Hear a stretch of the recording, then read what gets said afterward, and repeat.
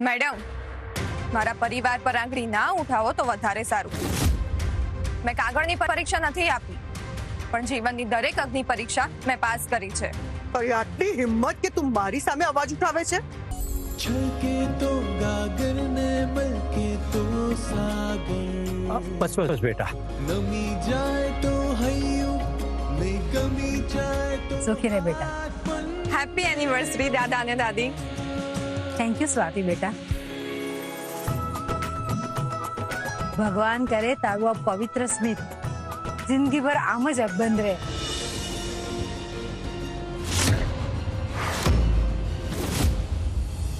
એકદમ સાચું કહ્યું.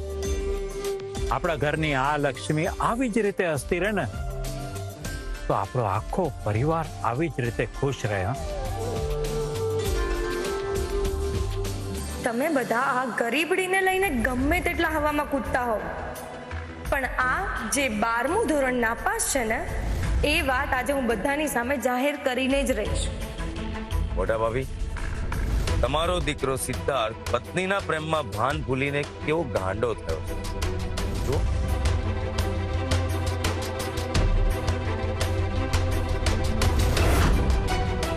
સિદ્ધાર્થ, સ્વાતિ આજે ખરેખર ખૂબ સુંદર લાગે છે નહીં? Yes ma'am. સર, તમારા ગઈકાલના એક્ઝિબિશનની સફળતા વિશે કંઈક જણાવો. Just a moment.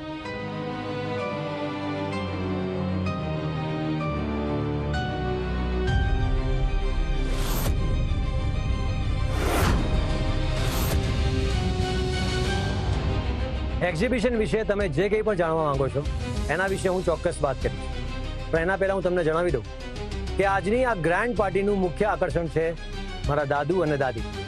આજે એમની મેરેજ એનિવર્સરી છે.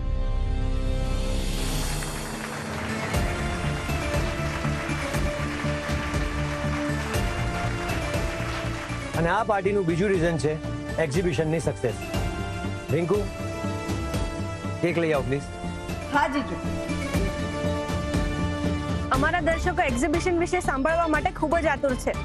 શ્યોર, પણ પહેલા આપણે કેક કટિંગ કરી લઈએ પ્લીઝ, પછી બીજી વાત કરીશું. દાદુ, દાદી, પ્લીઝ.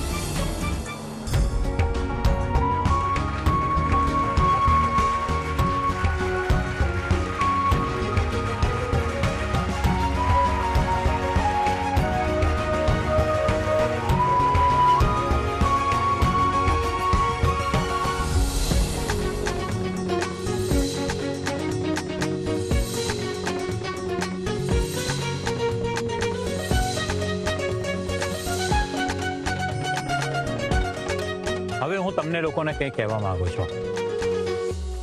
આજે મારા જીવનનો સૌથી મોટો અને સૌથી શ્રેષ્ઠ દિવસ છે.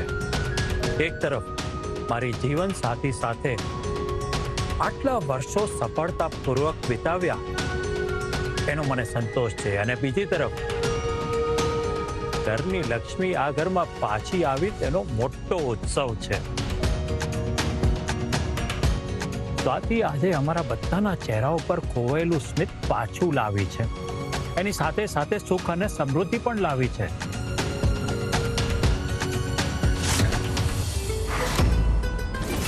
બસ હવે તો મારી એક જ ઈચ્છા છે કે મારા અંતિમ શ્વાસ સુધી આપણા આખા પરિવારને એક તાંતણે જોડીને રાખો.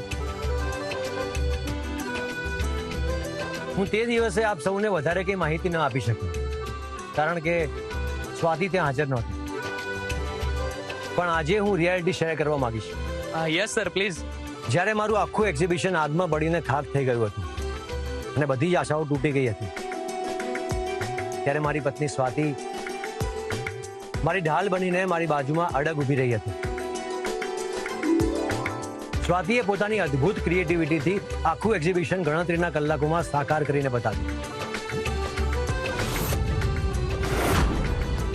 So there is no doubt કે સ્વાતિ સાચે જ એક મહાન કલાકાર.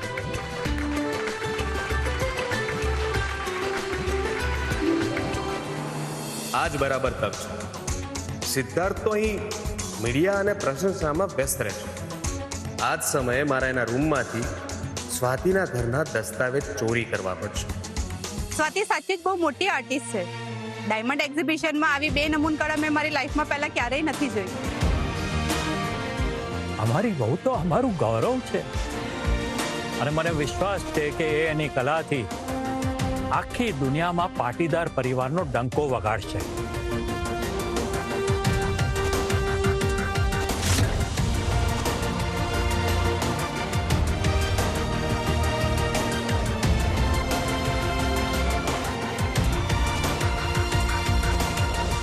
એકદમ સાચી વાત કીધી દાદુ.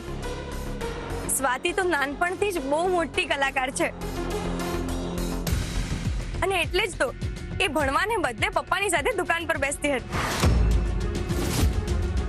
અને એનું કામ તો એટલું સરસ હતું કે લોકો દૂર દૂરથી એની કળાને ખરીદવા માટે આવતા હતા. પણ બિચારીનું નસીબ જ સાવ ખરાબ છે કે પરિવારને સંભાળવામાં એનું ભણતર પૂરું ના કરી શકે. રૂપા દીદી, અરે હું એ જ તો કહી રહી છું કે આપણી આ મહાન કલાકાર સ્વાતિ 12 ધોરણ નાપાસ રહી ગઈ છે.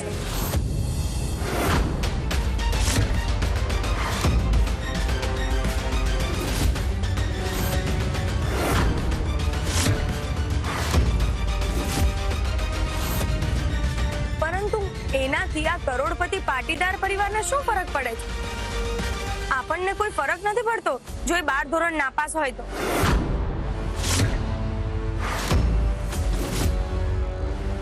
સાચું કીધું ને મોટા મામી? તો શું એનો અર્થ સિદ્ધાર્થ પાટીદારની પત્ની હાઈસ્કૂલ પાસ પણ નથી? તો તમે લોકોએ આટલા દિવસો સુધી આ સત્યને કેમ છુપાવી રાખ્યું?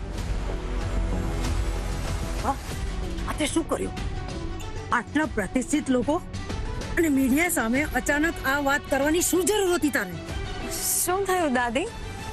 મેં તો માત્ર સત્ય જ કીધું ને. શું આ ઘરમાં સાચું બોલવું પણ પાપ છે? સ્વાતિ, રૂપાએ જે કહ્યું એ સાચું કહ્યું? મને ખબર હતી કે તું વધારે ભણેલી નથી, પણ શું તે 12મું ધોરણ પર પાસ નથી કરી? હા સિદ્ધાર્થ, હું 12મું ધોરણ નાપાસ છું.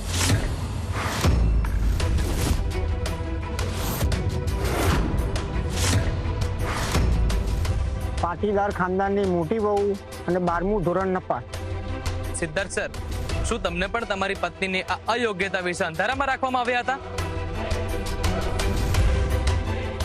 અરે સિદ્ધાર્થ, તમને પણ સ્વાતિએ આટલી મોટી હકીકત ના જણાવી?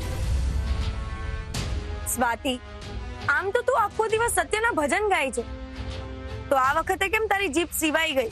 જેના ચરિત્ર પર ડાઘ હોય ને દીદી, એ જ લોકો બીજાના આંગણામાં કાદવ શોધવા નીકળે.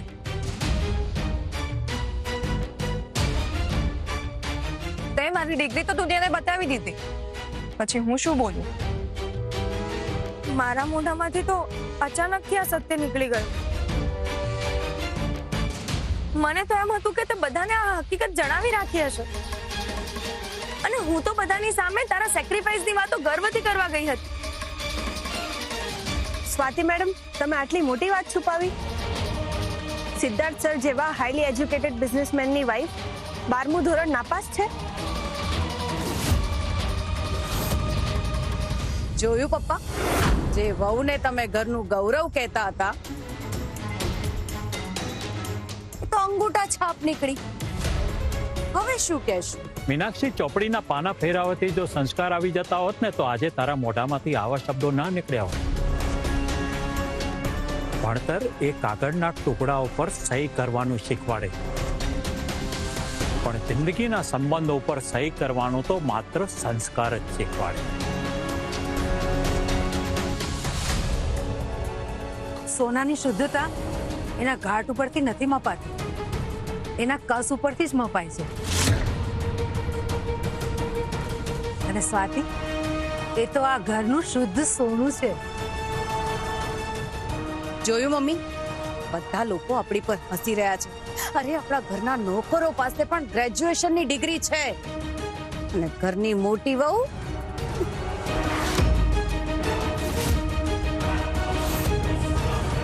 મોટા ભાભી, તમે સિદ્ધાર્થ માટે કેટલા હાઈફાઈ સપના જોયા હતા, પણ પનારે શું પડ્યું? 12 પાસ પણ નહીં. હા, સાચી વાત છે મીનાક્ષીબેન. આ મનીષા ભાભીના ઊંચા ઊંચા સપના પર કોઈએ ગરમા ગરમ પાણી રેડ્યું હોય ને એવું લાગે છે.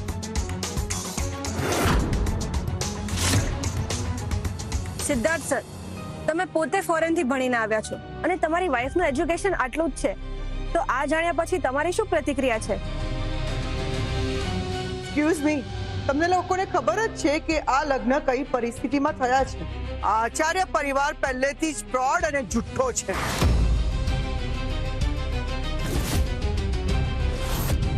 અને જે સ્વાતિને તમે દેવી માનતા હતા એ જ આ ઘરની સૌથી મોટી જુઠ્ઠી અને દગાબાજ નીકળી.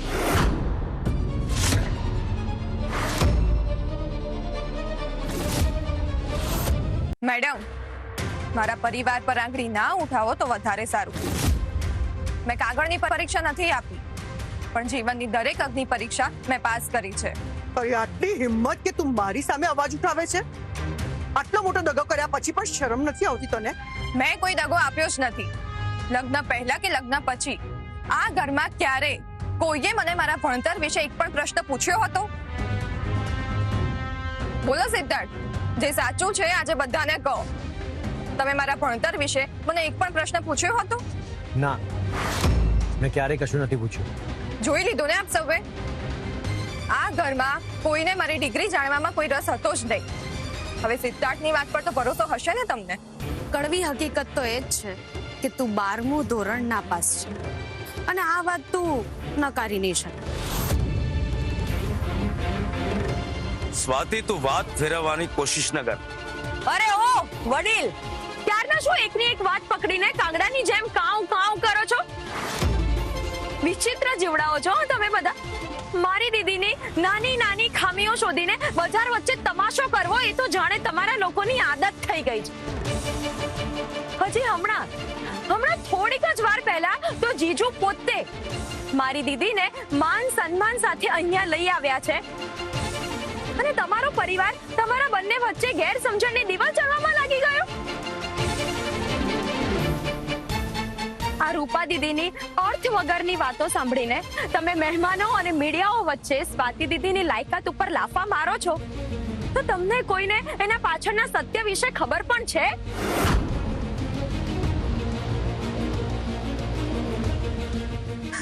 રિંકુ, પ્લીઝ શાંત થાવ.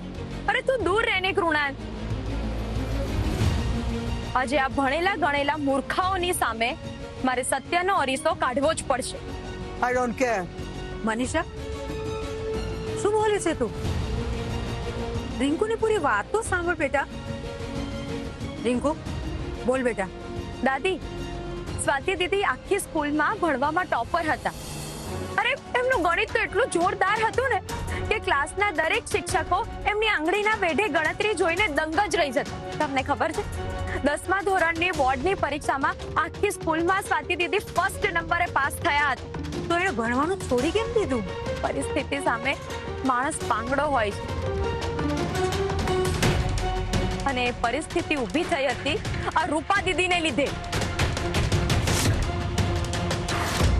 રૂપા દીદીને અંગ્રેજી મીડિયમની મોંઘી સ્કૂલમાં ભણવાના, પૈસાદાર છોકરાઓ વચ્ચે વટ પાડવાના આવા હાઈફાઈ ચસ્કાઓ હતા. બાકી ભણવામાં એ ઝીરો હતી. રિંકુ, બસ કેમ? બસ કેમ? દુનિયા સામે સ્વાતિ દીદીએ તારા માટે શું કર્યું છે એ કહેવું તો પડશે ને. મોટા પપ્પાના એક્સિડન્ટમાં અવસાન થયા પછી પપ્પાની માનસિક પરિસ્થિતિ બહુ જ નબળી થઈ ગઈ હતી. જો સ્વાતિ દીદીએ ત્યારે આખા ઘરની અને દુકાનની જવાબદારી પોતાના ખભા પર ના ઉપાડી હોત ને, તો આજે આખો અમારો પરિવાર રસ્તા ઉપર આવી ગયો હોત. સ્વાતિ દીદી 12મા ધોરણની માત્ર 2 જ પરીક્ષાઓ આપી શકી હતી, પણ એ બંને પેપરમાં એમને 90 થી પણ વધારે માર્ક્સ મળ્યા હતા. એમની આ હકીકત જાણ્યા વગર, એના ત્યાગની કિંમત કર્યા વગર અમારા લોકોની શું હેસિયત છે કે તમે એના ચરિત્ર ઉપર કાદવ ઉછાળો છો? હવે રહેવા દે ને રિંકુ. કયા કારણથી મારું ભણતર છૂટ્યું એ મારે પોતાને પણ યાદ નથી રાખવું. ઇતિહાસ સાક્ષી છે કે તાજમહેલ બનાવનારા મજૂરો પાસે પણ કોઈ એન્જિનિયરિંગની ડિગ્રી નહોતી. તેમ છતાં આજે પણ આખી દુનિયા એમની કળા આગળ નતમસ્તક થાય છે. સ્વાતિ, જ્ઞાન ન હોય ને તો પણ માણસ આવા મોટા મોટા સંવાદો બોલી શકે, પણ એનાથી હકીકત બદલાતી નથી. ઓકે, બહુ ઘમંડ છે ને તમને તમારી ડિગ્રીઓ ઉપર. ચલો તો આજે સામે એક પરીક્ષા થઈ જાય.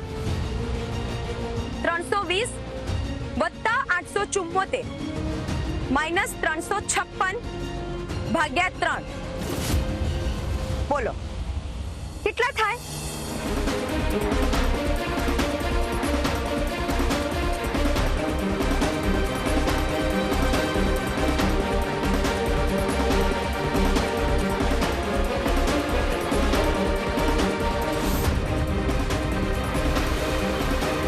કેમ બધાના મોઢામાં મગ ભરાઈ ગયા? ઓ વડીલ, હમણાં તો બહુ ડાયા થતા હતા ને, કેમ હવે અચાનક કેલ્ક્યુલેટર ખોલવું પડ્યું? સ્વાતિ દીદી, તું જ આ ભણેલા ગણેલા અભણોને સાચો જવાબ આપી દે. 279.333.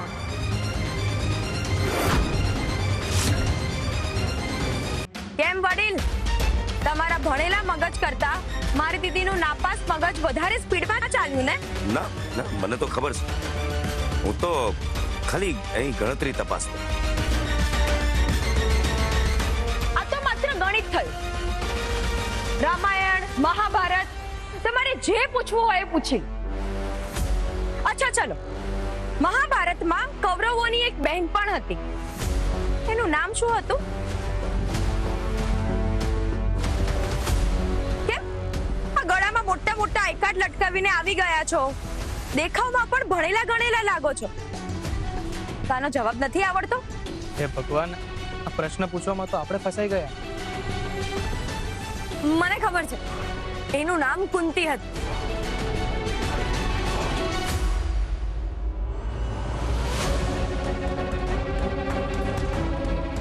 રૂપા, તું રહેવા દે. સ્વાતિ, તું કે. દાદા, એમનું નામ દુશલા હતું.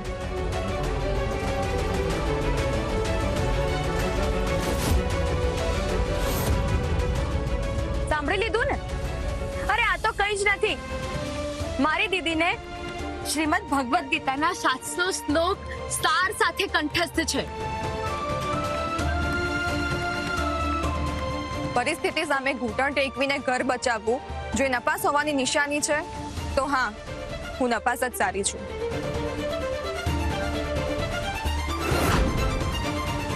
મીનાક્ષી મેડમ, તમે જરા 15 નો ઘડ્યો મને મોઢે જણાવો તો.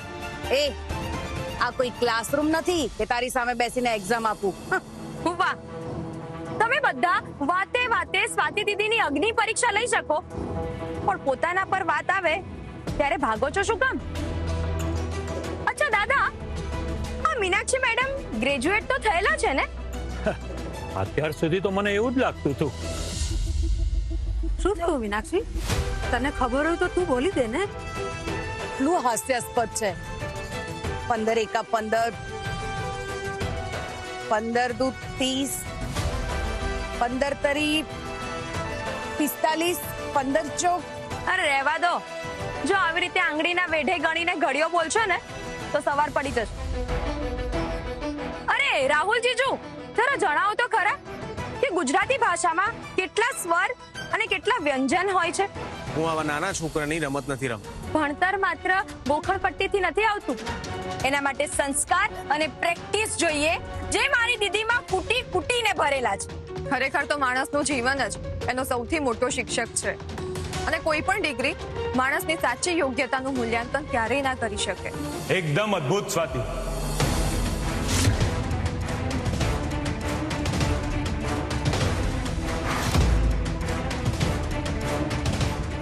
તમે એકદમ સાચી વાત કહી છે.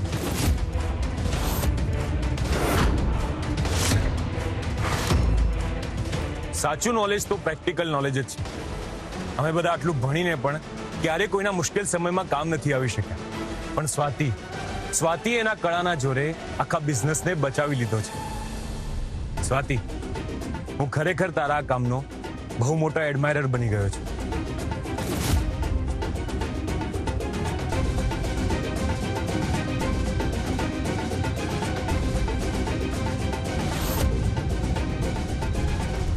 બેટા આ કોઈએ તને ગિફ્ટ મોકલી છે. ચલ મારે હિસાબ જોવાનો છે. હું બાપ ટુ સ્વાતિ ફ્રોમ હર એડમાયરર.